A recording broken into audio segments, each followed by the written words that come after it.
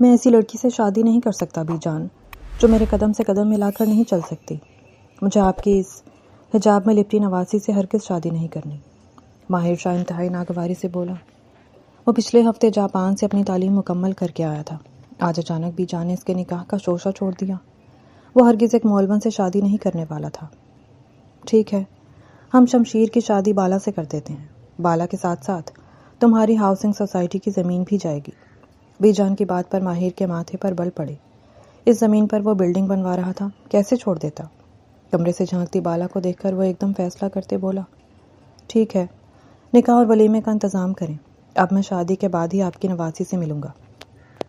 اس کی بات پر بالا سن رہ گئی تھی۔ اس کا نکاح ماہر کے ساتھ، یہ بھلا کیسے ممکن تھا؟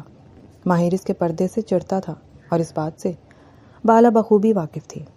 ماہر تو کیا، گھر میں سب لوگ اس کے پردے سے چڑھتے تھے، اسے باتیں بھی سناتے تھے، اس کا مذاق بھی بنتا تھا، مگر وہ کسی کی پرواہ نہیں کرتی تھی۔ وہ ہمیشہ سے اپنی منمانی کرتی آئی تھی اور بچپن سے ہی کر رہی تھی، مگر پھر بھی ماہر سے شادی کا اس نے سوچا ہی نہیں تھا۔ وہ انہی سوچوں میں گم تھی جب وہ سائڈ سے ہوتا نکل گیا تھا۔ بی جان، یہ سب کیا ہے؟ میں کیا سن رہی ہوں؟ میری جان، تمہارا نکاح ہے ماہر کے ساتھ، کیا تمہیں اس پر اعتراض ہے؟ تم نے خود ہی تو کہا تھا کہ میں جس کے ساتھ چاہوں تمہارا نکاح کر دوں۔ وہ اس کا ہاتھ پکڑے سے اپنے پاس بٹھاتے نرمی سے بولی تھی، جی بی جان، وہ تو میں جانتی ہوں، مجھے یاد ہے میں نے آپ سے کہا تھا، لیکن مجھے ایسے لڑکے سے شادی کرنی ہے جو میرے پردے پر فخر کرے، نہ کہ شرمندگی محسوس کرے، کیونکہ میں پردہ کسی کے لیے بھی ترک نہیں کر سکتی۔ او میرا پیارا بچہ، تمہیں کون کہہ رہا ہے پردہ ترک کرو، بلکہ تمہیں ہمیشہ ایسے ہی پردے میں رہنا ہے۔ تم کبھی کسی کے لیے پردہ ترک نہیں کرو گی، اور ماہر کو تمہارے پردے سے کوئی مسئلہ نہیں ہے، وہ تمہیں کبھی پردہ ترک کرنے کا نہیں بولے گا، اس لیے تم بالکل بے فکر ہو جاؤ۔ ہاں، اگر تمہیں ماہر سے کوئی مسئلہ ہے یا تمہیں کوئی اور پسند ہے۔ بی جان پلیز ایسی باتیں نہ کریں، آپ کا جو فیصلہ ہے مجھے قبول ہے، مجھے تم سے یہی امید تھی۔ انہوں نے بالا کا ماتھا چوما تھا۔ چلو ٹھیک ہے، اس جمعرات میں تم لوگوں کا نکاح رکھ رہی ہوں اور جمعے کو ولیمہ ہوگا، ٹھیک ہے؟ تم نے اپنی جو تیاری کرنی ہے کر لو۔ مجھے تو کوئی بھی تیاری نہیں کرنی بی جان، وہ سادگی سے بول رہی تھی، اور بی جان اس کی سادگی پر اشش کر اٹھی تھی۔ بیٹا، تمہارا نکاح ہے، شادی ہے تمہاری، اور تم نے کوئی تیاری نہیں کرنی؟ نکاح کا جوڑا تو خریدنا ہے نا، کہ نہیں؟ بی جان، آپ ڈیزائنر کو گھر بلا لیں، اس کے پاس جو بھی جوڑے ہوں گے میں لے لوں گی۔ میں بازار نہیں جانے والی، اور جوتے بھی آپ گھر منگوا لے جائے گا، میں ڈیزائن آپ کو بھیج دوں گی۔ اور ویسے بھی آج کل بازار میں کون گھومتا ہے، آن لائن سب کچھ مل جاتا ہے۔ آپ فکر نہ کریں، میں اپنی ساری شاپنگ کر لوں گی۔ چلو ٹھیک ہے، میں کرواتی ہوں، ناظمہ سے کہہ کر سب کو فون، اور بی جان نے جیسے ہی بالا اور ماہر کے نکاح کی خبر دی تھی، گھر بھر میں خوشی کی لہر دوڑ گئی تھی۔ سب لوگ ہی بھاگم بھاگ اپنی اپنی تیاریوں میں لگے ہوئے تھے۔ اتنے کم دن تھے اور اتنی زیادہ ساری تیاریاں کرنی تھیں۔ ناظمہ بیگم نے بھی اپنی تجوری کا منہ کھول دیا تھا۔ انہوں نے اپنی ساری جیولری نکال کر بالا کے سامنے رکھ دی تھی۔ بالا بیٹی، جو بھی تمہیں پسند ہے لے لو، یہ سب ہے تو تمہارا ہی، آخر کو تمہیں ہی اسے سنبھالنا ہے، مگر ابھی تمہیں جو پسند ہے وہ لے لو۔ وہ اپنے بیڈ پر ڈھیروں زیور کے ڈبے کھولے بالا کو بلا کر دکھانے لگی تھی۔ ارے مومانی جان، آپ کو پتہ ہے مجھے کب ان سب چیزوں کا شوق رہا ہے، آپ بلا وجہ یہ سب تکلف کر رہی ہیں۔ ارے تکلف کیسا، تم میرے ماہر کی ہونے والی دلہن ہو، اور دلہنیں خوب سج سج کر رہتی ہیں، اور یہ سادگی اب چھوڑ دو، دیکھو کچھ بھی نہیں پہنا ہوا تم نے۔ وہ اس کے کانوں کو ٹٹولتے ہوئے بولی تھی۔ انہوں نے جا کر دروازہ بند کیا تھا کیونکہ وہ بالا کی طبیعت کو جانتی تھی۔ اس کے بعد انہوں نے بالا کو وہ سارے زیور باری باری پہنا کر دیکھے تھے۔ 4-5 خوب بھاری سیٹ بالا کے ہاتھ میں تھمائے تھے، باقی کا زیور انہوں نے واپس الماری میں رکھ دیا تھا۔ ایک بھاری سیٹ نکال کر بالا کو دیا تھا جو اسے نکاح والے دن پہننا تھا، باقی انہوں نے بالا کے اور ماہر کے مشترکہ کمرے میں جا کر رکھوا دیے تھے۔ ناظمہ بیگم نے کافی بھاری کامدار جوڑے منگوائے تھے۔ انہوں نے ماہر کی وارڈروب کو بالا کے کپڑوں سے ہی بھر دیا تھا۔ دوسری طرف بی جان نے بھی اپنی تجوری میں سے ڈھیروں سیٹ نکال کر بالا کو تحفے کے طور پر دیے تھے، اور وہ حیرت سے ان سب چیزوں کو دیکھ رہی تھی۔ اسے بھلا ان سب چیزوں کا کب شوق تھا؟ گھر کے لاؤنج میں گھر کی خواتین کی موجودگی میں بالا کو پیلے رنگ کا چوڑی دار پاجامہ اور لانگ قمیض کے ساتھ ایک بڑا سا دوپٹہ اڑھایا گیا تھا اور اسے اپٹن لگا دی گئی تھی۔ اگلے دن اس کی مہندی تھی، اور مہندی بھی اس کی ایسے ہی ہوئی تھی۔ اس نے کہا تھا کہ وہ غیر مردوں میں نہیں جائے گی، اور اس لیے خواتین میں ہی اس کی مہندی کی رسم بھی کی گئی تھی۔ جمعرات والے دن اس کا نکاح تھا، اور نکاح بھی سادگی سے ہی ہوا تھا، مگر ماہر کی بارات خوب دھوم دھام سے آئی تھی۔ گھر کے سارے مرد گھوڑوں پر سوار ہو کر اپنے گاؤں کے ڈیرے سے بینڈ باجوں کے ساتھ آئے تھے۔ کھانے کا انتظام بھی وسیع پیمانے پر ہوا تھا۔ نکاح کے بعد بالا کو ماہر کے کمرے میں بھیج دیا گیا تھا۔ رخصتی کے نام پر بالا کو صرف اپنا کمرہ ہی چینج کرنا پڑا تھا۔ بالا نے وائٹ کلر کا بھاری کامدار شلوار اور قمیض پہنا ہوا تھا۔ اس کے اوپر میرون رنگ کا بڑا سا دوپٹہ تھا۔ اس نے بکل کی طرح کندھے پر ٹکایا ہوا تھا اور دوپٹے کا دوسرا سرا اس نے سر پر اوڑھ رکھا تھا۔ گھر میں بیجا نے بیوٹیشین بلا کر اس کا میک اپ کروایا تھا۔ زندگی میں پہلی بار آج وہ اتنی تیار ہوئی تھی اور نظر لگ جانے کی حد تک پیاری لگ رہی تھی۔ اس کو جس بھی عورت نے دیکھا تھا اس نے دل سے بالا کی تعریف کی تھی۔ صبح سے لے کر شام تک بالا کو آج اتنی تعریفیں موصول ہو چکی تھیں کہ وہ خود بھی حیران تھی۔ آج تک پہلے اس کی تعریف کبھی کسی نے نہیں کی تھی، نہ ہی وہ تیار ہوئی تھی۔ اس وقت وہ ماہر کے کمرے میں موجود تھی۔ ماہر کمرے میں نہیں آیا تھا اور وہ بیڈ سے اٹھ کر ڈریسنگ کے سامنے کھڑی ہوئی تھی اور خود کو دیکھنے لگی تھی۔ آج سے پہلے اس نے خود کو کبھی اتنے غور سے نہیں دیکھا تھا اور وہ سچ میں بہت حسین لگ رہی تھی۔ اس کو آج اپنا آپ بھی بہت خوبصورت لگا تھا۔ وہ خود کو آئینے میں دیکھ کر مسکرائی تھی۔ تبھی دروازہ کھلا تھا اور ماہر کمرے میں آیا تھا۔ ماہر نے پہلے اسے نہیں دیکھا تھا۔ وہ باہر مردانے میں تھا جبکہ بالا اندر زنان خانے میں تھی۔ ماہر بس چند منٹوں کے لیے ہی گھر کے اندر آیا تھا۔ جب بالا کو اس کے ساتھ کمرے تک لے جایا گیا تھا اور پھر تھوڑی دیر بعد وہ واپس چلا گیا تھا کیونکہ باہر بہت سارے مہمان تھے۔ ماہر کے اپنے دوست بھی آئے ہوئے تھے، وہ ان کے ساتھ ہی مصروف تھا۔ اور ماہر جس نے بوجھل دل کے ساتھ بالا کے ساتھ رخصتی کی تھی، صرف بی جان کے دھمکانے پر وہ اس کا اتنا مکمل حسن دیکھ کر حیران ہی رہ گیا تھا، اور وہ اتنا حیران تھا کہ اس کے چہرے سے بھی صاف عیاں ہو رہا تھا۔ بالا اسے دیکھ کر سٹ پٹائی تھی اور پھر نظریں جھکا گئی تھی۔ یہ تم ہو بالا؟ وہ اس کے قریب آیا تھا اور اس کا ہاتھ تھامے بولا تھا۔ بالا کے ہاتھ ٹھنڈے پڑ گئے تھے۔ یہ تم اتنی حسین ہو یا پھر یہ میری نظروں کا دھوکہ ہے؟ مجھے چٹکی کاٹو۔ اس نے اس کے آگے ہاتھ کیا تھا اور بالا نہ سمجھی تو اسے دیکھنے لگی تھی۔ کاٹو نا چٹکی۔ بالا بت بنی سے دیکھ رہی تھی۔ اسے ماہر کی ذہنی حالت پر شبہ ہوا تھا۔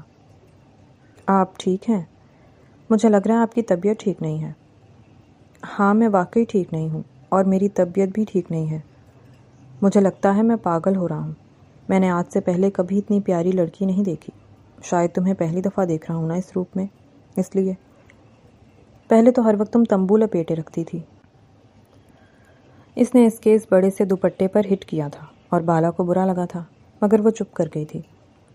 یار سوری، مجھے نہیں پتا تھا تم اتنی حسین لگو گی، ورنہ میں تمہارے لیے کوئی تحفہ ضرور لے کر آتا، مگر کوئی بات نہیں، میں کل تمہیں تحفہ لا دوں گا۔ نہ جانے کیوں مگر بالا کو اپنا دل ڈوبتا ہوا محسوس ہوا تھا۔ اس کا شوہر کتنا حسن پرست تھا۔ کوئی بات نہیں، مجھے ویسے بھی تحفوں کا اتنا شوق نہیں ہے۔ ماہر تو سوچ رہا تھا کہ وہ بالا سے شادی کر کے صرف بالا کا نہیں رہے گا، بلکہ وہ اپنی پسند کے مطابق لڑکی بیاہ کر لائے گا۔ آخر بالا کا آگے پیچھے تھا ہی کون؟ آگے پیچھے سوائے بی جان کے، اور بی جان تو ماہر سے بھی بہت پیار کرتی تھی، اس لیے وہ ماہر کی خوشی میں ان کو خاموش ہونا ہی پڑتا، جیسے ماہر ان کی خوشی میں خاموش ہو گیا تھا۔ ماہر کو لگ رہا تھا جیسے وہ بالا کے سامنے اپنی دنیا ہی بھول گیا تھا۔ ماہر کی وارفتگی اس کے لیے دن بدن بڑھتی جا رہی تھی۔ بالا کو تو اتنی محبت کرنے والا شوہر ملنے پر اللہ کا شکر ادا کرنا چاہیے تھا، مگر وہ بہت چپ چپ سی رہنے لگی تھی۔ اس کی چپ گھر میں سب نے نوٹس کی تھی، یہاں تک کہ ماہر نے بھی۔ بالا، کیا تم میرے ساتھ خوش نہیں ہو؟ اور وہ اس کو خالی خالی نظروں سے دیکھتی رہ گئی تھی۔ ایسا نہیں ہے، میں آپ کے ساتھ بہت خوش ہوں۔ پھر اتنا چپ چپ کیوں رہتی ہو؟ ہاں مجھے پتا ہے تم نے آج تک کبھی کسی لڑکے سے بات نہیں کی ہوگی، یہی وجہ ہے۔ شاید تمہیں باتیں آتی بھی نہیں ہیں۔ تمہیں کہیں بھی باہر گھمانے لے جاؤں تو تم انکار کر دیتی ہو۔ تم سمجھتی کیوں نہیں ہو میں تمہارے ساتھ وقت گزارنا چاہتا ہوں، مگر تم ہو کہ بس اپنے ہی کول میں سمٹی رہتی ہو۔ اور بالا اسے کیسے سمجھاتی؟ وہ بھی اس کے ساتھ وقت گزارنا چاہتی تھی، مگر اس کی باتیں بالا کو دکھ کے علاوہ کچھ نہیں دیتی تھی۔ کہیں نہ کہیں وہ ہمیشہ اس کے پردے پر ہٹ کرتا تھا، کبھی اس کے مردوں سے جھجکنے پر۔ وہ کیسا مرد تھا جو بیوی کو بے پردہ کرنا چاہتا تھا، اپنے دوستوں میں ملوانا چاہتا تھا، یہاں تک کہ وہ اپنی کولیگز میں بھی اس کا تعارف کروانا چاہتا تھا۔ اس نے کتنی ہی دفعہ اپنی دوستوں کے گھروں میں اسے دعوت پر لے جانے کی ضد کی تھی، جسے بالا نے کیسے منع کیا تھا یہ وہی جانتی تھی۔ بالا اور ماہر اوپر والے پورشن میں رہتے تھے، اور اوپر والا پورشن ایک مکمل گھر کی صورت میں بنا ہوا تھا۔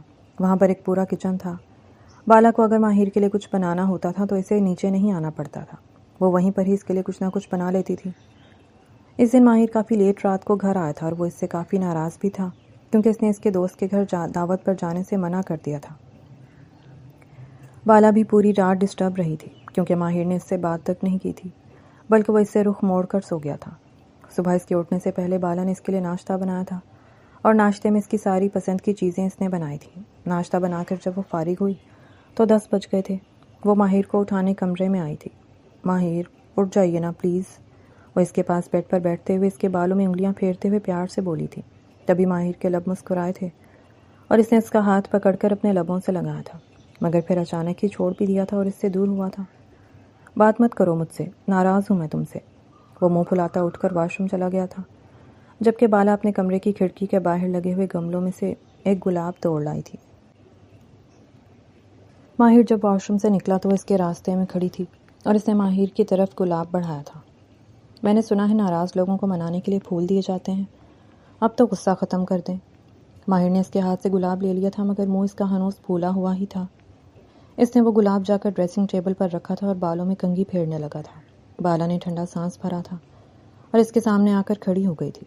وہ اس کی شرٹ کے بٹن بند کرنے لگی تھی۔ آپ کو پتہ ہے میں نے آپ کے لیے خود ناشتہ بنایا ہے، چلیں مل کر ناشتہ کرتے ہیں۔ نہیں، مجھے نہیں ناشتہ کرنا، مجھے ضروری کام سے جانا ہے۔ وہ اس سے دور ہوا تھا جب بالا نے دوبارہ اس کا ہاتھ پکڑ لیا تھا۔ ماہر پلیز، 2 گھنٹے کچن میں کھڑے ہو کر میں نے اتنی محنت سے بنایا ہے، پلیز نا میرے ساتھ ناشتہ کر لیں۔ اور ایسا بولتے ہوئے وہ اتنی پیاری لگی تھی کہ ماہر منٹوں میں اپنا غصہ بھول بھال کر اس کی طرف بڑھا تھا۔ یہ جو تم پل پل گرگٹ کی طرح رنگ بدلتی ہو نا، مجھے سمجھ نہیں آتی کبھی کبھی تمہاری۔ ماہر نے اسے گود میں اٹھا لیا تھا اور اسے باہر لے آیا تھا، جبکہ بالا نے کھلکھلاتے ہوئے اس کے گلے میں باہیں ڈال دی تھیں۔ کہاں ہے ناشتہ؟ وہ ٹیبل پر دیکھتے ہوئے بولا تھا۔ اوہو، ناشتہ تو ابھی میں نے ٹیبل پر لگانا تھا، وہ آپ کو جگانے چلی گئی تھی نا، آپ بیٹھیں، میں لگاتی ہوں۔ وہ اس کو ٹیبل کی کرسی کھینچتے ہوئے بٹھاتے ہوئے کچن میں چلی گئی تھی اور ایک کے بعد ایک لوازمات ناشتے کی ٹیبل پر سجانے لگی تھی۔ ایک ایک کر کے اس نے چیزیں ڈالنی شروع کی اور ماہر کی پلیٹ بھرتی تھی۔ بالا بس کر دو، کتنا کھلاؤ گی مجھے؟ میں آپ کو تب تک کھلاتی رہوں گی جب تک آپ مجھ سے صلح نہیں کر لیتے اور اپنی ناراضگی بھول نہیں جاتے۔ تمہیں پتہ ہے مجھے منانے کے لیے تمہیں یہ سب کرنے کی ضرورت ہی نہیں ہے۔ تم اتنی پیاری ہو کہ تمہیں دیکھتے ہی میں اپنی ناراضگی بھول جاتا ہوں۔ اچھا، تو کیا رات کو آپ نے مجھے دیکھا نہیں تھا؟ دیکھا کب؟ آپ تو میری طرف منہ کر کے بھی نہیں سوئے، پوری رات میں سو نہیں سکے۔ اب کی بار وہ منہ پھلاتے ہوئے بولی تھی اور ماہر نے اس کا ہاتھ پکڑ کر اس کا چہرہ اپنی طرف موڑا تھا۔ میری جان، تم رات کو مجھے بتا دیتی کہ میری ناراضگی تمہارے لیے میٹر کرتی ہے تو تمہیں کبھی پوری رات جاگنا نہ پڑتا۔ آپ میرے لیے بہت اہم ہیں۔ ایسا کہتے ہوئے نہ جانے کیوں بالا کو اپنا ہی لہجہ بہت پھیکا سا لگا تھا، اور یہ میرے لیے بڑی آنر کی بات ہے۔ وہ اس کا ہاتھ چومتا آنکھوں سے لگاتا شرارت سے بولا تھا اور بالا مسکرا دی تھی۔ آج کتنے دنوں بعد ماہر کا رویہ اس کے ساتھ ٹھیک ہوا تھا اور وہ بھی آج بہت خوش تھی۔ ماہر جب بھی گھر آتا وہ اس سے ایک پل بھی اوجھل نہیں ہوتی تھی، کیونکہ ماہر نے اسے تاکید کی تھی وہ ہمیشہ اس کے پاس رہے۔ بالا اس کی ہر بات مانتی تھی، سوائے اس کی چند ایک الٹی سیدھی فرمائشوں کے۔ وہ 13 سال کی تھی جب اس گھر میں آئی تھی۔ بی جان کے 3 بچے تھے، صغیر حسین اور زیغم حسین۔ صغیر حسین کا ایک ہی بیٹا تھا، ماہر حسین، اور زیغم کے 2 بیٹے تھے، شمشیر اور گلشیر۔ صغیر کی بیوی نازمہ بیگم تھی اور زیغم کی بیوی شازیہ بیگم تھی۔ بی جان نے اپنے بچوں کو بہت شاندار گھر بنا کر دیے تھے۔ صغیر اور زیغم دونوں الگ الگ رہتے تھے، ان کے گھر بھی الگ تھے اور ان کے کاروبار بھی۔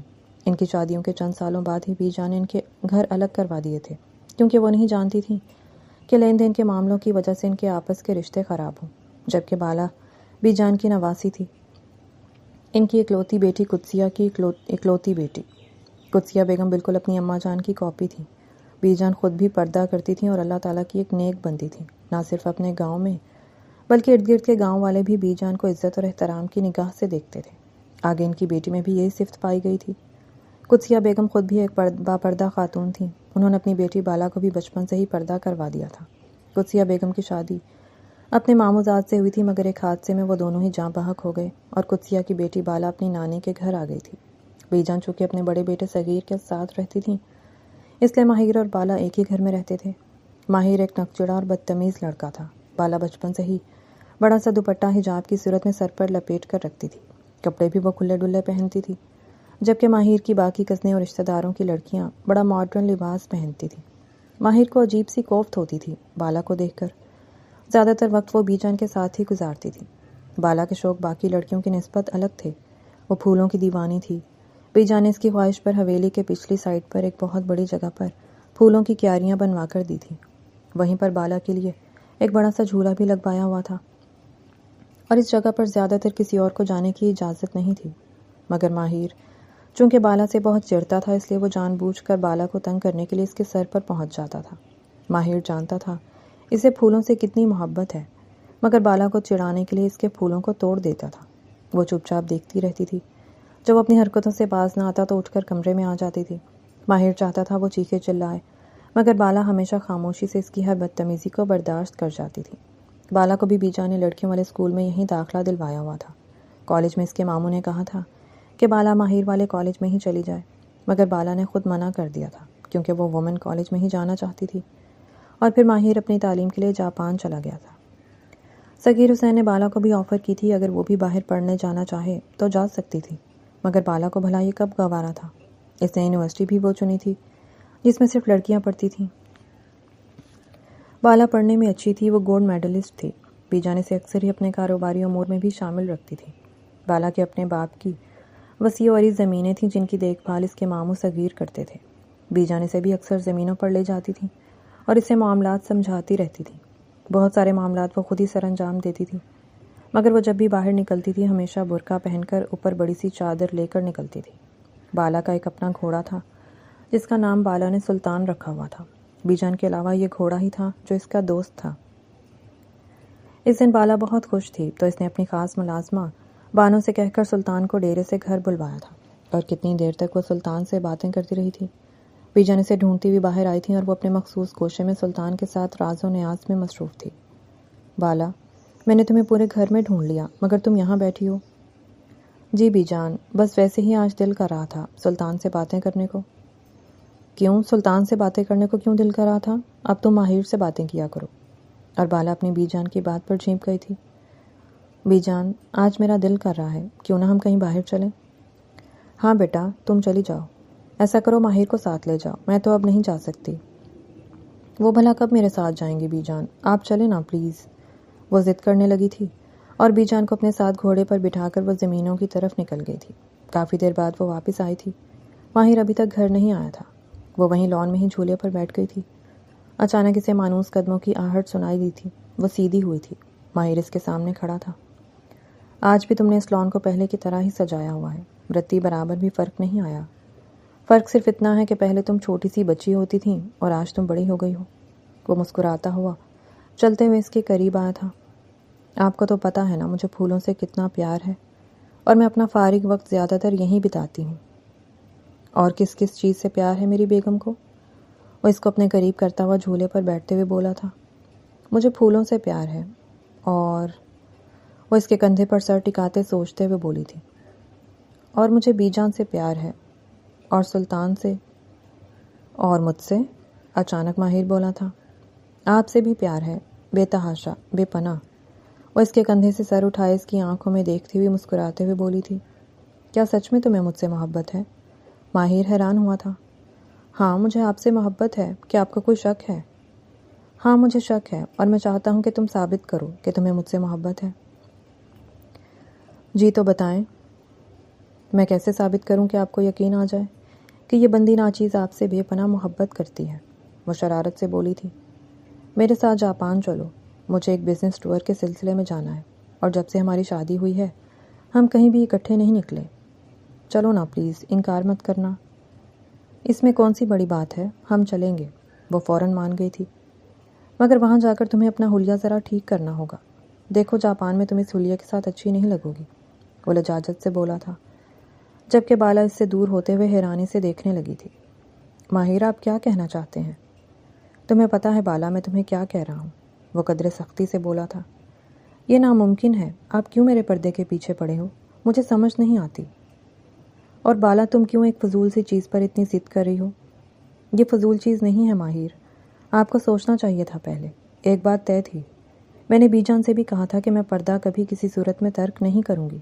آپ کو اگر مجھ سے مسئلہ تھا تو آپ بی جان کے سامنے انکار کر دیتے۔ بالا، میں نے انکار کیا تھا، مگر بی جان نے مجھے ایموشنلی بلیک میل شروع کر دیا تھا۔ جی مجھے پتا ہے، انہوں نے کہا تھا کہ وہ آپ کو ہاؤسنگ سوسائٹی والی زمین نہیں دیں گی، وہ درشتگی سے بولی تھی، اور آپ نے بالا سے شادی صرف زمین کی خاطر کی ہے۔ تم پاگل ہو، بات کو کیا سے کیا رنگ دے دیا تم نے۔ میں تم سے کیا کہہ رہا ہوں اور تم کہاں تک پہنچ گئی ہو؟ تم سے بات کرنا ہی فضول ہے۔ وہ اٹھ کر اندر چلا گیا تھا۔ بالا کی آنکھیں بھیگنے لگی تھیں، مگر وہ ضبط کرتی ہوئی اپنے آنسو صاف کرتی ماہر کے پیچھے آئی تھی۔ جو بھی تھا وہ اس کو ناراض نہیں کرنا چاہتی تھی۔ آئی ایم سوری ماہر، میرا وہ مطلب نہیں تھا، میں آپ سے بہت پیار کرتی ہوں۔ ماہر، آپ کو تو مجھ پر فخر ہونا چاہیے نا کہ آپ کی بیوی پردہ کرتی ہے۔ جو میں نہیں کر سکتی اس کے لیے مجھے مجبور مت کریں۔ نہیں بالا، اب تمہیں ایک فیصلہ کرنا ہوگا، یا تمہیں مجھے رکھنا ہوگا یا اپنی ضد کو۔ یہ ضد نہیں ہے ماہر، پلیز۔ وہ اس کا ہاتھ تھامے منت سے بولی تھی۔ پلیز ماہر، مجھے اذیت مت دیں، میں آپ کے بغیر نہیں رہ سکتی۔ وہ اس کا ہاتھ تھامے ماتھے سے لگاتے رو دی تھی۔ ماہر اس کا ہاتھ جھٹکتا اس سے دور ہوا تھا۔ اس نے الماری سے ایک اٹیچی کیس نکالا تھا، اس میں اپنے چند کپڑے رکھے تھے۔ چند ضروری ڈاکومنٹس رکھ کر وہ باہر نکلا تھا۔ ماہر، آپ کہاں جا رہے ہیں؟ میں جہاں بھی جاؤں، تم سے مطلب؟ ماہر پلیز، آپ مجھ سے ناراض ہو کر تو مت جائیں۔ مگر ماہر اس کی بات انسنی کرتا باہر نکل آیا تھا۔ ماہر پلیز، ہم بیٹھ کر بات کرتے ہیں نا۔ وہ جب سیڑھیوں کے پاس آیا تو بالا نے اس کا ہاتھ پکڑا تھا، جبکہ ماہر اس کے ہاتھ سے اپنا ہاتھ کھینچتا ہوا سیڑھیاں اترنے لگا تھا۔ اچھا سنیں نا، پلیز میری بات تو سنیں۔ بالا منت بھرے لہجے میں اس کا ہاتھ پکڑے بول رہی تھی، جب ماہر نے ایک جھٹکے سے اسے پیچھے دھکیلا تھا اور خود وہ سیڑھیاں اترتا ہوا گھر سے چلا گیا تھا۔ اس نے پیچھے مڑ کر دیکھا تک نہیں تھا۔ بالا گر گئی تھی۔ وہ گاڑی میں بیٹھ کر چلا گیا تھا اور موبائل اس نے اپنا آف کر دیا تھا۔ بانو نے ماہر اور بالا کو جھگڑتے ہوئے دیکھ لیا تھا۔ وہ بھاگ کر بی جان کے کمرے میں گئی تھی اور ان کو صورتحال کا بتایا تھا۔ بی جان جب باہر آئیں تو بالا سیڑھیوں پر بے ہوش گری پڑی تھی۔ اس کے سر سے خون کا فوارہ پھوٹ رہا تھا۔ بی جان نے ملازمہ کے ساتھ مل کر اسے نیچے اتارا تھا۔ اس کا خون کافی زیادہ بہہ رہا تھا۔ اس کے سر کی پچھلی جانب کافی گہری چوٹ آئی تھی۔ بی جان اسے ہسپتال لے کر آ گئی تھی۔ یہاں کے ڈاکٹرز نے بی جان کو جواب دے دیا تھا۔ وہ اسے اسلام آباد لے گئے تھے۔ بالا کی حالت کافی زیادہ خطرناک تھی۔ ڈاکٹر نے کہہ دیا تھا کہ ہو سکتا ہے بالا کبھی ہوش میں نہ آئے۔ اگر ہوش میں آئے تو اس بات کی کوئی گارنٹی نہیں کہ وہ پہلے کی طرح نارمل ہوگی۔ وہ پاگل بھی ہو سکتی ہے اور اس کی یادداشت بھی جا سکتی ہے۔ بانو جھگڑے کی نوعیت جانتی تھی کیونکہ وہ ان کی لان میں ہوئی گفتگو کو سن چکی تھی۔ ساری بات بی جان کو بتا دی تھی۔ ان کو اپنے پوتے سے شدید نفرت محسوس ہوئی تھی۔ وہ کیسا مرد تھا جو اپنی بیوی کو بے پردہ کرنا چاہتا تھا۔ صغیر حسین صاحب نے اپنے بیٹے کو جاپان فون کر کے اس کی بیوی کی طبیعت کے بارے میں بتایا تھا۔ ماہر کے پیروں تلے سے جیسے زمین ہی نکل گئی تھی۔ وہ تو سب کچھ چھوڑ چھاڑ کر پاکستان پہلی ہی فلائٹ سے آ گیا تھا، مگر بی جان نے اسے بالا کی شکل دیکھنے بھی نہیں دی تھی۔ نکل جاؤ یہاں سے ماہر حسین۔ میری زندگی کی سب سے بڑی غلطی تھی کہ میں نے تمہیں اپنی نیک اور باپردہ پوتی دے دی۔ بالا نے مجھ سے صرف ایک ہی خواہش کی تھی کہ میں اس کے لیے ایسا لڑکا دیکھوں جو اس کے پردے کی قدر کرے، مگر مجھ سے اس کے لیے شوہر کا انتخاب کرتے ہوئے ایک بہت بڑی بھول ہو گئی، اور اس کے لیے خمیازہ دیکھو میری بچی کیسے بھگت رہی ہے، زندگی اور موت کے درمیان جھول رہی ہے۔ وہ پچھلے ایک ہفتے سے بے ہوش ہے، اسے اپنا کوئی ہوش نہیں ہے، مگر 2 بار اسے ذرا سا ہوش آیا اور تمہیں پتہ ہے ڈاکٹر نے کیا کہا ہے؟ ڈاکٹر نے کہا ہے کہ اس کے لبوں پر صرف تمہارا نام تھا۔ اتنی اذیت میں بھی وہ تمہیں بھول ہی نہیں سکی، مگر تم اس کی قدر نہیں کر سکے۔ تم ایک ناقدر انسان ہو۔ یہ تمہارا قصور نہیں ہے، یہ تمہاری فطرت ہے۔ تمہاری فطرت اس گند کی مکھی جیسی ہے جو پھول کو چھوڑ کر گندگی پر بیٹھنا پسند کرتی ہے۔ تمہیں تو شکر ادا کرنا چاہیے تھا کہ تمہیں ایک باپردہ اور نیک لڑکی ملی، جبکہ کرتوت تمہارے ایسے ہیں کہ تمہیں تمہارے جیسی بیوی ملتی، اور تمہارے جیسی لڑکیاں کیسی ہوتی ہیں یہ مجھے بتانے کی ضرورت نہیں ہے۔ افسوس ہے، بہت افسوس مجھے خود پر ہے ماہر۔ چلے جاؤ یہاں سے اور مجھے اپنی شکل مت دکھانا۔ بی جانے سے ہسپتال سے نکال دیا تھا اور اپنے ملازموں کو سختی سے کہہ دیا تھا کہ ماہر کو ہسپتال کے ارد گرد بھی منڈلانے نہ دیں۔ ماہر گھر آیا تھا، اس کی حالت کافی خراب تھی۔ ماہر، تم نے یہ کیا کر دیا ہے؟ مجھے یقین نہیں آ رہا۔ بی جان نے شمشیر کو ٹھکرایا اور تمہیں چنا، مگر تم نے اس کے ساتھ کتنی بدتمیزی کی۔ وہ حیرانی سے ماں کو دیکھنے لگا تھا۔ ہاں، ہمیں بانو نے سب بتا دیا۔ وہ تم دونوں کا جھگڑا اپنے کانوں سے سن چکی تھی۔ مجھے خود بہت شرمندگی ہوئی ہے بی جان کے سامنے۔ میری ہی تربیت میں کمی ہوگی جو تم نے ایسا کیا۔ تمہیں ہم نے جاپان پڑھنے ہی بھیجا تھا، اس طرح کی بد اخلاقی سیکھنے نہیں۔ تم نے ہمارا سر شرم سے جھکا دیا ہے۔ اس کے ماں باپ دونوں اس کے سامنے سر جھکائے بیٹھے تھے۔ صغیر صاحب تو کب سے چپ بیٹھے ہوئے تھے مگر کچھ بول ہی نہیں پا رہے تھے۔ میرا وہ مطلب نہیں تھا ماما، میں تو بس… چپ کر جاؤ ماہر، مجھے تمہاری آواز نہ آئے۔ کاش میں بے اولاد ہوتا، میرا کوئی بیٹا ہی نہ ہوتا۔ میں آج کتنا ماں کے سامنے شرمندہ ہوا۔ میری ماں وہ عورت ہے جس کو آج تک کبھی کسی نے بے پردہ نہیں دیکھا۔ میری بیوی پردہ نہیں کرتی، اپنی مرضی سے نہیں کرتی، مگر پردے دار عورت کی میں دل سے قدر کرتا ہوں۔ اور تم نے کیا کیا؟ میری خواہش تھی کہ میری بہو، میری آنے والی نسل کی وارث بی جان کی طرح کی کوئی ہوتی، اور بالا تمہارے لیے بہترین انتخاب تھی، مگر تم نے خود اسے اپنے ہاتھوں سے ٹکرا دیا۔ یہ میری اور نازمہ کی خواہش تھی۔ ہم نے بہت منتوں سے بی جان سے بالا کو مانگا تھا، ورنہ وہ تو شمشیر کے ساتھ بھی بالا کا رشتہ طے کرنا چاہتی تھی۔ تم نے میری ساری ریاستوں پر پانی پھیر دیا۔ ماہر، چلے جاؤ یہاں سے، میری نظروں سے دور ہو جاؤ۔ صغیر حسین صاحب شرمندگی سے اٹھ کر اپنے کمرے میں چلے گئے تھے۔ خاندان بھر میں ماہر کی یہ حرکت سب کو معلوم ہو گئی تھی۔ سب جان گئے تھے کہ ماہر نے بالا کے ساتھ کیا کیا ہے، اور سب لوگ ہی ماہر پر تھو تھو کر رہے تھے۔ تمہیں شرم آنی چاہیے ماہر، تم نے ایک ہیرے کو پرکھنے میں غلطی کر دی۔ ارے کیسے مرد ہو تم، جو اپنی بیوی کو غیر مردوں کے درمیان لے جانا چاہتے ہو؟ ہمارے خاندان کی عورتیں ایسا کب کرتی ہیں؟ ہمارا بے شک بیجان اور بالا کی طرح پردہ نہیں ہے، مگر پھر بھی تمہارے چاچو اور تمہارے بابا ہمارے معاملے میں کتنے سخت ہیں، کیا تم نہیں جانتے؟ اس کی چچی شازیہ بیگم ہسپتال سے آئی تھی، اور آتے ہی وہ ماہر پر چڑھ دوڑی تھی۔ وہ وہاں سے اٹھ کر کمرے میں آ گیا تھا۔ آج کتنے دن بعد وہ اپنے کمرے میں آیا تھا تو بالا اسے نظر نہیں آئی تھی۔ اسے اپنا کمرہ، اپنی وارڈروب ہمیشہ سیٹ ملتی تھی، مگر پچھلے ایک ہفتے سے اس کا کمرہ ایسے اجاڑ پڑا تھا۔ بالا یہاں نہیں تھی اور اس کی کمی چیخ چیخ کر بول رہی تھی۔ نہ جانے کیوں ماہر کو وہ کمرہ بہت ہی بے ترتیب اور الجھا بکھرا ہوا لگا تھا، حالانکہ اس کی چیزیں ابھی بھی اسی حالت میں پڑی تھیں۔ ماہر کو لگا تھا جیسے وہ اگر تھوڑی دیر بھی اور اس کمرے میں رکا تو پاگل ہو جائے گا۔ وہ دوڑ کر کمرے سے باہر نکل آیا تھا۔ ایک ہفتے سے اوپر ہو گیا تھا وہ باولا باولا پھرتا تھا۔ اس دن وہ سیڑھیاں اترتا ہوا نیچے جانے لگا تھا، اور اس سیڑھی پر جا کر اس کے قدم خود بخود ہی رک گئے تھے۔ کتنی بے رحمی سے اس نے بالا کو دھکا دیا تھا، اور اس کی چیخ پر بھی اس نے مڑ کر نہیں دیکھا تھا۔ وہ اتنا شفاق کیسے ہو سکتا تھا؟ چند لمحوں کے لیے ماہر کو لگا تھا کہ جیسے وہ انسان نہیں، کوئی درندہ ہو، ظالم درندہ ہو۔ تبھی دروازہ کھلا تھا اور شمشیر گھر کے اندر آیا تھا۔ ماہر، تم یہاں بیٹھے ہوئے ہو، میں تمہیں باہر ڈیرے پر ڈھونڈ رہا تھا۔ وہ نظریں جھکا کر بیٹھ گیا تھا، اور سیڑھیاں وہ چڑھتے ہوئے اس کے برابر آ کر بیٹھ گیا تھا۔ ادھر ہی دھکا دیا تھا تم نے بالا کو؟ میں تمہارے زخموں پر نمک نہیں چھڑک رہا۔ ماہر نے اسے عجیب سی نظروں سے دیکھا تھا تو وہ سر پٹاتے ہوئے بولا تھا، میں تمہیں احساس دلانا چاہتا ہوں کہ تم نے غلط کیا ہے، تمہیں ایسا نہیں کرنا چاہیے تھا۔ خیر، اب کیا ہو سکتا ہے؟ اب تم اس کے لیے دعا کرو کہ اللہ اس کی زندگی بخش دے۔ میں ڈاکٹر سے مل کر آ رہا ہوں، زیادہ چانسز نہیں ہیں۔ شمشیر نے محسوس کیا کہ جیسے ماہر بات نہیں کر پا رہا تھا۔ شمشیر نے اس کے کندھے پر ہاتھ رکھا تھا۔ غلطیاں انسانوں سے ہوتی ہیں، تم سے بھی ہوئی ہے غلطی۔ غلطی نہیں، گناہ ہوا ہے مجھ سے، مگر اللہ کے گھر میں گناہ کی بھی معافی ہے۔ تم اللہ سے معافی مانگو، وہ بڑا رحم کرنے والا ہے۔ مگر تم نے خود ہی تو کہا شمشیر کہ مجھ سے غلطی نہیں، مجھ سے گناہ ہوئے، اور گناہ پر توبہ کر لینی چاہیے۔ شمشیر اس کو ٹوکتا ہوا بولا تھا، اگر تمہیں لگتا ہے تم نے گناہ کیا تو تم اللہ سے معافی مانگو اپنے گناہ کی۔ اللہ تو مجھے معاف کر دے گا، مگر وہ مجھے کبھی معاف نہیں کرے گی۔ جس پر شمشیر اس طرح استہزائیہ ہنسا تھا۔ تم اسے جانتے ہی نہیں ہو، پھر تم اس کے ساتھ رہے ہو، کیا تم اسے جان نہیں پائے کہ وہ کیسی ہے؟ تمہیں پتہ ہے اگر وہ ہوش میں آ جائے اور تم اس کے سامنے معافی مانگو گے تو مجھے یقین ہے وہ کبھی بھی تم سے معافی نہیں منگوائے گی۔ وہ سچ میں اللہ کی نیک عورتوں میں سے ہے، مگر تم اس کی قدر نہیں کر پائے۔ یار میں حیران ہوتا ہوں تم پر، تم کیسے مرد ہو؟ تمہیں پتہ ہے ہم مرد جتنے بھی آوارہ ہوں، باہر آوارہ عورتوں کے ساتھ ہمارے جیسے بھی تعلقات ہوں، ہمیں گھر میں عورت باپردہ ہی چاہیے ہوتی ہے۔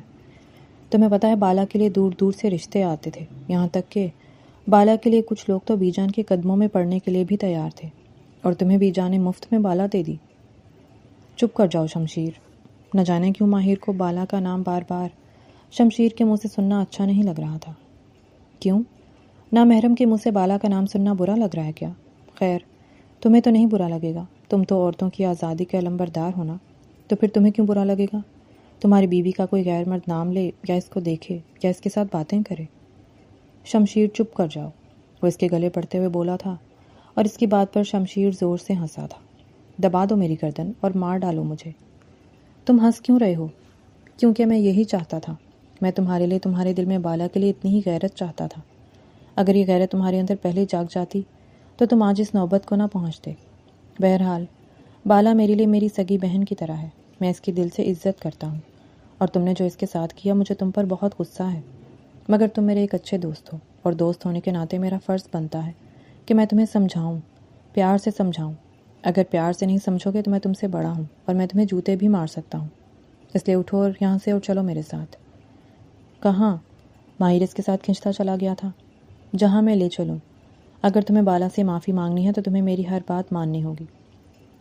ہاں میں تمہاری ہر بات مانوں گا، ایک دفعہ بس بالا کے پاس جانے دو۔ دیکھو کیسی مجنوں والی حالت بنا لی ہے تم نے۔ وہ اسے مسجد لے گیا تھا۔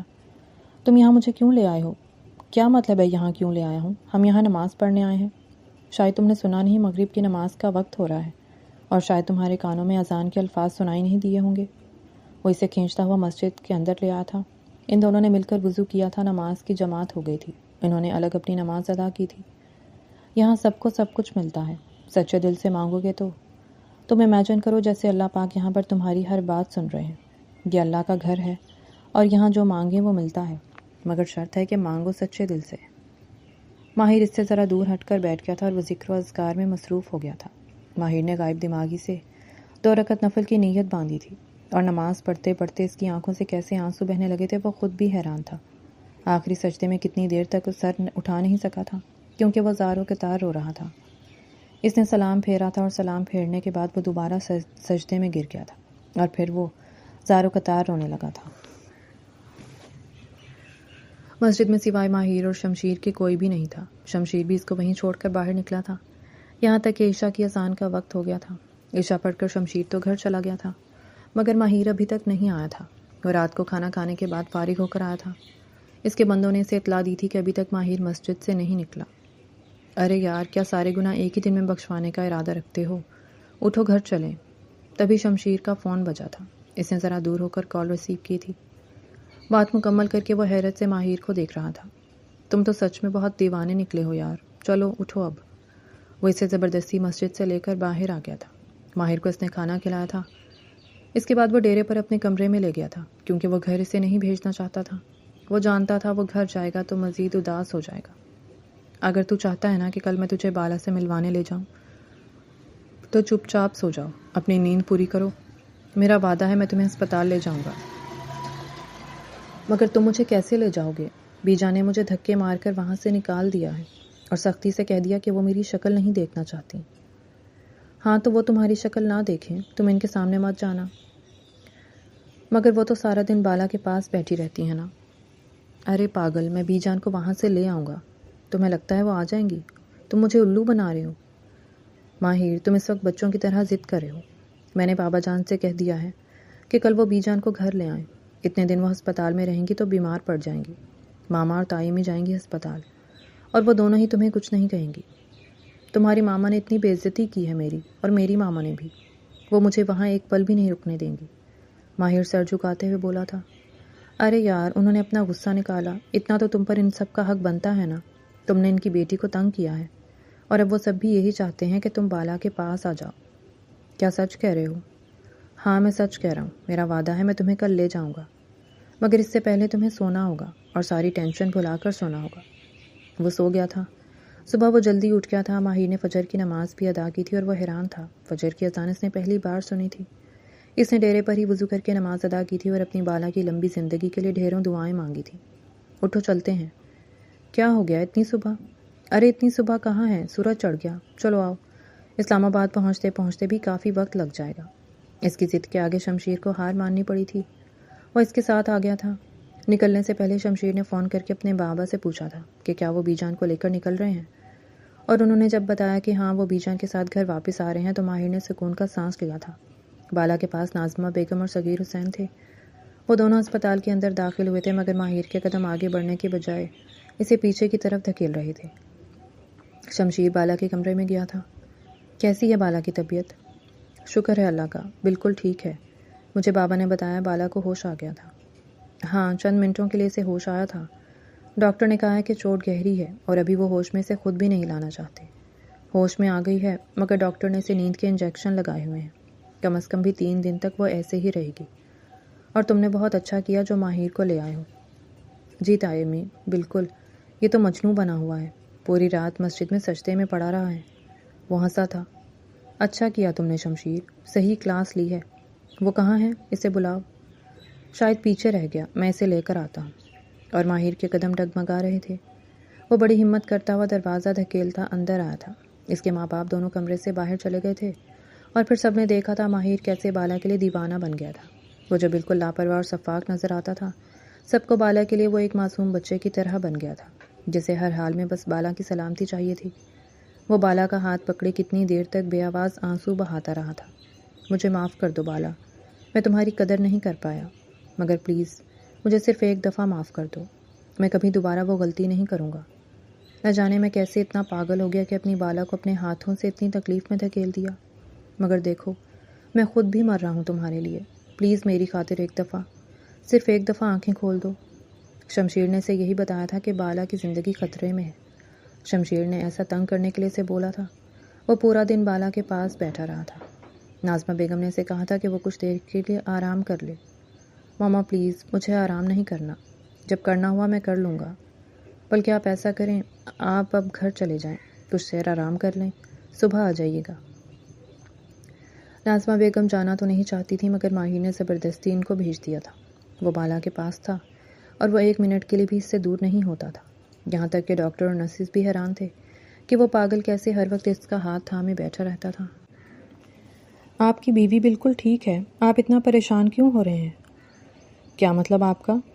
ڈاکٹرز نے کہا ہے کہ 10% بھی چانسز نہیں ہیں اس کے ہوش میں آنے کے۔ نرس نے اسے حیرانگی سے دیکھا تھا۔ شاید آپ کی فیملی نے آپ کو بتایا نہیں ہے، کیونکہ آپ کل ہی شاید آئے ہیں۔ یہ بالکل ٹھیک ہیں، یہ ہوش میں آ گئی ہیں، یہ تو چوٹ کی وجہ سے ڈاکٹر نے ان کو نیند کے انجیکشن لگائے ہوئے ہیں۔ کیا سسٹر، کیا آپ سچ کہہ رہی ہیں؟ یہ میری بیوی ٹھیک ہے؟ ہاں بالکل ٹھیک ہے۔ اور ماہر کی آنکھوں سے آنسو بہنے لگے تھے۔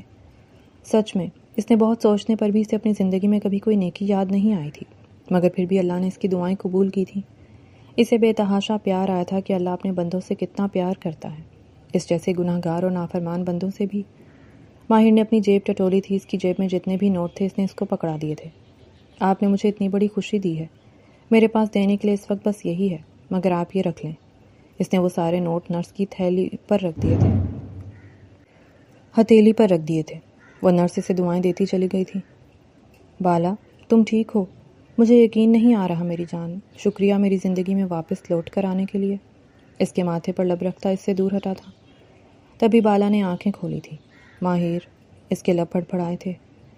ماہر مجھے معاف کر دو، وہ اس کے گالوں کو اپنی انگلیوں کے پوروں سے چھوتا ہوا بولا تھا۔ ماہر مجھے چھوڑ کے نہ جائیں۔ وہ شاید غنودگی میں بڑبڑا رہی تھی۔ تبھی نرس دوبارہ کمرے میں آئی تھی۔